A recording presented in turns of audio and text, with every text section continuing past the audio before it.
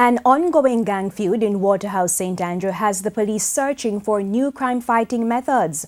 Houses have been burned to the ground, forcing some residents to leave the community, while those living in fear are begging for more stringent security measures. TVJ's Herman Green has more in this report. It's very bad in the community. This come like it's a ghost town. This is not the community that I grew up in. Not the community that I grew up. This come like a Iraq Mede. Residents protesting against the recent violence in Waterhouse, St. Andrew.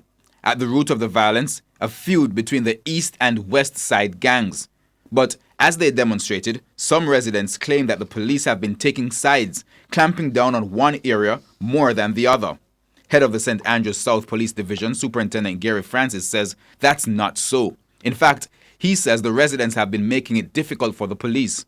He says when his team responds to either side of the community, they are told that it's the other side that's causing the trouble. And as soon as I effect an operation, arrest some persons and bring them to the station, I can't reach the station before the entire station yard filled with women saying that their boyfriends and their husbands and their brothers are innocent and we have them there. And what I can't understand, how we can have so many innocent persons and we have, under the cover of darkness, during the rainy time, we have persons being attacked by gun and fire. Despite the challenge, the cops say they have been implementing new crime-fighting strategies, including more patrols in the area.